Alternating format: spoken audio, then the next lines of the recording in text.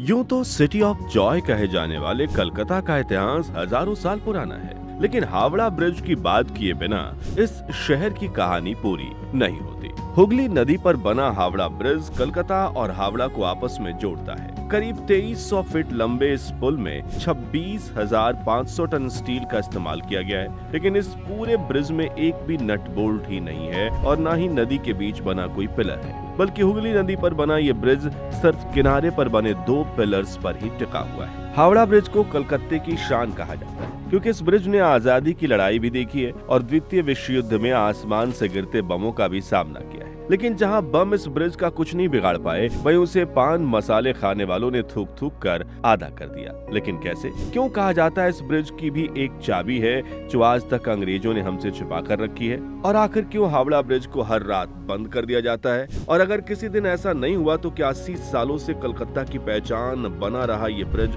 पलक झपकते ही गिर जाएगा? और इसका उद्घाटन क्यों नहीं किया गया था? जानेंगे आज हावड़ा ब्रिज की यही रहस्यमय कहानी। साथ ही देखेंगे कलकत्ते में आए पहले हवाई जहाज की झलक और आज से 100 साल पुराने कलकत्ता की दुर्लभ तस्वीरें। और अगर आप कलकत्ता से नहीं भी हैं, तो भी आपको ये वीडियो देखना चाहिए, क्योंकि 1830 के दशक में कलकत्ते की यात्रा पर निकले मिर्जा गालिब ने कहा था कि कलकत्ते का जो जिक्र किया तूने हमनशी, एक तीर मेरे सीने पे मारा के हाय हाय। कलकत्ता जैसा शहर इस रुए जमीन पर नहीं। अगर मैं कुंवारा होता और मुझे खानदानी जिम्मेदारियां ना निभानी होती तो सब कुछ छोड़ छाड़ कर यहीं का हो जाता। सबसे पहले अगर हावड़ा ब्रिज की कहानी समझनी हो तो हमें 18वीं सदी के उस दौर में जाना पड़ेगा जब अंग्रेज भारत के बड़े हिस्से पर कब्जा कर चुके थे और अब अपने शासन को मजबूत करने लगे थे। इसी दिशा में रेलवे को विकसित करना उनके लिए बहुत जरूरी था और बंगाल में इसकी शुरुआत हुई हावड़ा से। जून 1853 में हावड़ा में पहला रेलवे स्टेशन बनाया गया और यहाँ से ट्रेन सेवा शुरू की गई और सिर्फ पहले 4 महीनों में ही 1 लाख से ज्यादा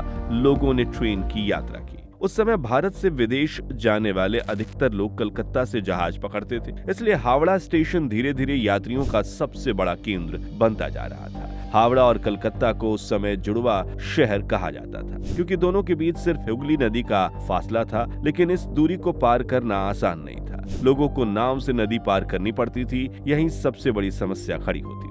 हावड़ा में ईस्ट इंडिया कंपनी का कच्चा माल बड़े पैमाने पर जमा रहता था, जिससे कलकत्ता तक पहुंचना जरूरी होता था। लेकिन जैसे ही बारिश का मौसम आता और हुगली नदी में बाढ़ आ जाती, नावों का चलना मुश्किल हो जाता और पूरा व्यापार ठप पड़ जाता। इसी समस्या का समाधान ढूंढने के लिए साल 1861 में ईस्ट इंडिया कंपनी ने फैसला किया कि हुगली नदी पर एक पुल बनाया जाए ताकि हावड़ा और कलकत्ता के बीच सीधा संपर्क स्थापित हो सके। इस काम की जिम्मेदारी ईस्ट इंडियन रेलवे कंपनी के इंजीनियर जॉर्ज टर्नबुल को दी गई, जो इससे पहले हावड़ा स्टेशन के निर्माण में अपनी भूमिका निभा चुके थे। टर्नबुल ने पुल के कई डिजाइन तैयार किए और सरकार के सामने पेश किए, लेकिन किसी कारणवश उन योजनाओं पर काम शुरू नहीं हो पाया। इसके बाद साल 1871 में सरकार ने हावड़ा ब्रिज एक्ट पास किया और इस बार निर्माण की जिम्मेदारी सर ब्रैडफोर्ड लेस्ली को सौंपी गई, जो उस समय ईस्ट इंडियन रेलवे कंपनी के चीफ इंजीनियर थे। उन्होंने एक पांटून ब्रिज का डिजाइन तैयार किया, जिसे स्वीकार कर लिया गया। पांटून ब्रिज एक ऐसा पुल होता है जो तैरते हुए पीपों या नावों के ऊपर बनाया जाता है। आमतौर पर ऐसे पुल युद्ध के समय अस्थायी उपयोग के लिए बनाए जाते थे, लेकिन इन्हें बनाना आसान होता है और लागत भी कम आती है, इसलिए उस समय इसे एक व्यवहारिक समाधान माना गया। करीब 3 साल की मेहनत के बाद हुगली नदी पर यह पांटून ब्रिज बनकर तैयार हुआ। यह स्थायी समाधान तो नहीं था, लेकिन पहली बार हावड़ा और कलकत्ता के बीच एक सीधा रास्ता तैयार हुआ, जिससे लोगों और व्यापार दोनों को बड़ी राहत मिली। हालांकि जैसे जैसे कलकत्ता में भीड़ बढ़ती गई, हावड़ा और कलकत्ता को जोड़ने वाला वो पुराना पांटून ब्रिज अपनी क्षमता से अधिक तक पहुंचने लगा। ऐसे में बंगाल के प्रतिष्ठित उद्योगपति राजेंद्र नाथ मुखर्जी का नाम सामने आया, जो मार्टिन एंड कंपनी लिमिटेड के मालिक थे। ये वही कंपनी थी जिसने कोलकाता के विक्टोरिया मेमोरियल जैसे भव्य निर्माण को पूरा किया था। साल 1921 में बंगाल सरकार ने मुखर्जी की अध्यक्षता में एक कमेटी बनाई, जिसने नए हावड़ा ब्रिज के निर्माण के लिए अपनी रिपोर्ट पेश की। इसके बाद साल 1926 में न्यू हावड़ा ब्रिज एक्ट पास किया गया और पुल के निर्माण के लिए टेंडर निकाले गए। सबसे कम बोली एक जर्मन कंपनी ने लगाई, लेकिन उस समय जर्मनी और ब्रिटेन के बीच संबंध बिगड़ने लगे थे और 19 1935 में सरकार ने यह कॉन्ट्रैक्ट रद्द कर दिया। उसी साल सरकार ने एक संशोधन बिल पास किया और इस बार Braithwaite Burn and Joseph Construction Company को पुल बनाने की जिम्मेदारी सौंपी गई। फिर साल 1936 में नए हावड़ा ब्रिज का निर्माण कार्य शुरू हुआ और कई सालों की मेहनत के बाद आखिरकार ये पुल 1943 में बनकर तैयार हुआ। अब जरा इस पुल की बनावट को समझिए। हावड़ा ब्रिज एक कैंटिलीवर ब्रिज है, यानी पूरा पुल सिर्फ नदी के दोनों किनारों पर बने दो विशाल स्तंभों पर टिका है, जिनकी ऊंचाई करीब 280 फीट है।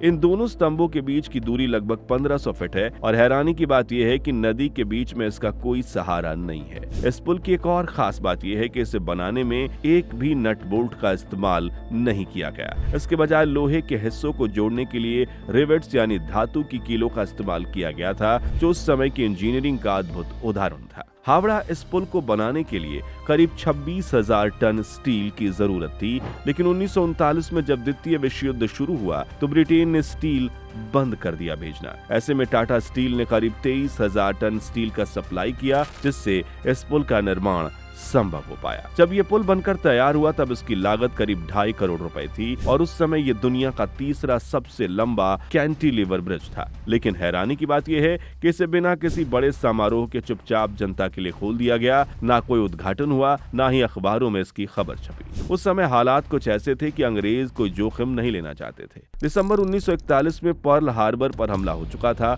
जापान अंडमान निकोबार तक पहुंच चुका था और जल्द ही दिसंबर 1942 में जापानी विमानों ने कलकत्ता पर बमबारी भी शुरू कर दी थी। अगले 2 सालों तक शहर पर कई बार हमले हुए, कई इमारतें तबाह हो गईं, लेकिन किस्मत से हावड़ा ब्रिज बचा रहा। एक बम इसके बेहद करीब गिरा था, लेकिन पुल को कोई बड़ा नुकसान नहीं हुआ। साल 1965 में इस पुल का नाम बदलकर रविंद्र सेतु रखा गया, गुरुदेव रविंद्रनाथ ठाकुर के सम्मान में। लेकिन आज भी लोग इसे उसी पुराने नाम से जानते हैं, हावड़ा ब्रिज। आज इतने सालों बाद भी हावड़ा ब्रिज उसी शान से खड़ा है। लेकिन साल 2011 के एक निरीक्षण में चौंकाने वाली बात सामने आई। रिपोर्ट में पता चला कि ब्रिज के कुछ हिस्सों की मोटाई आधी तक कम हो गई है। यहाँ 6 मिलीमीटर थी, वो घटकर 3 मिलीमीटर रह गई है, जिसकी वजह थी सालों तक पान मसाले की पीक से लगी जंग। हालात ऐसे हो गए कि पायों को बचाने के लिए उन पर फाइबर ग्लास चढ़ाना पड़ा, यानी जो पुल बमों से नहीं टूटा वो इंसान की आदतों से कमजोर पड़ने लगा। हालांकि अब इसकी उम्र 60 से 70 साल और बताई जाती है। हावड़ा ब्रिज से जुड़ी एक दिलचस्प बात काफी मशहूर है। कहा जाता है कि इसे बनाने वाले इंजीनियर ने चेतावनी दी थी कि अगर ये पुल कभी टूटेगा तो वो समय रात या दिन के ठीक 12 बजे होगा, लेकिन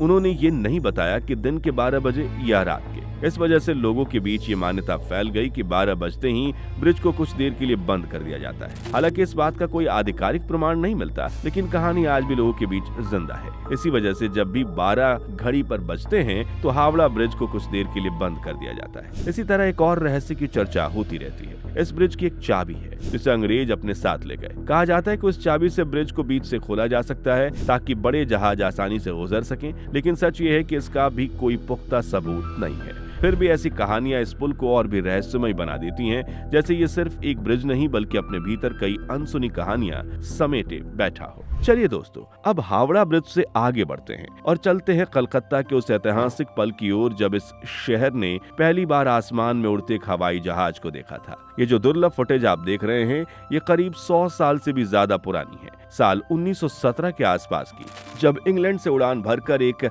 हैंडले पेज बाईप्लेन पहली बार कलकत्ता के दमदम एयरपोर्ट पर उतरता है। उस समय हवाई सफर किसी चमत्कार से कम नहीं था, इसलिए इस पल को देखने के लिए हजारों लोग वहां इकट्ठा हो गए। जैसे ही ये विमान हवा में उड़ता हुआ नीचे आया और रनवे पर उतरा, पूरा माहौल उत्साह से भर जाता है। उस समय भारत के वायसराय लॉर्ड चेम्सफोर्ड खुद अपने परिवार के साथ वहां मौजूद थे।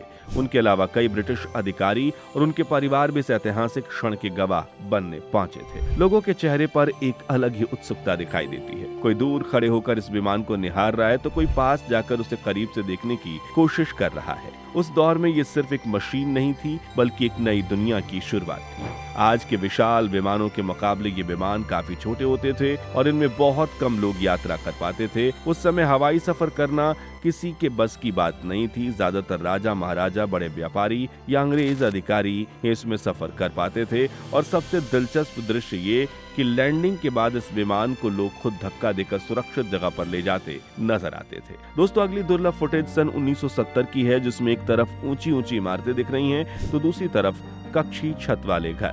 ये वो दौर था जब हावड़ा ब्रिज हमेशा व्यस्त रहता था। यहाँ वाहनों के साथ लोग भी चलते थे और सामान से भी भरी बैलगाड़ियां। शहर के पब्लिक ट्रांसपोर्ट का काफी इस्तेमाल होता था। अब आप देख सकते हैं कि भरी हुई बस जिसके दरवाजे पर भी लोग लटके हुए हैं। कोई दफ्तर में काम कर रहा है तो कोई धूप में मजदूरी। सरकारी दफ्तरों में शहर के विकास को लेकर चर्चाएं होती दिख रही हैं, जबकि आम लोगों का जीवन संघर्षों से भरा हुआ है। लोग हैंडपंप से पानी भर रहे हैं, पीने के लिए, नहाने के लिए और कपड़े धोने के लिए भी। इस दौर में पूरे शहर में डेवलपमेंट हो रही थी। नदी नालों से लेकर ब्रिज बनाने का काम चल रहा था। लोग मेहनत कर रहे थे, लेकिन संघर्ष में भी उनके चेहरे पर अजीब सा सुकून था, जो आजकल कहीं खो सा गया है। अगला दुर्लभ दृश्य है साल 1989 का, जब कलकत्ता शहर में ट्रैफिक की समस्या काफी बढ़ गई थी। आपको सड़कों पर काले पीले रंग की टैक्सी, मारुति 800, सरकारी बसें, ट्रक, दोपहिया वाहन और लोगों का हुजूम उमड़ता दिखेगा, जिन्हें सफेद वर्दी पहले ट्रैफिक पुलिस वाले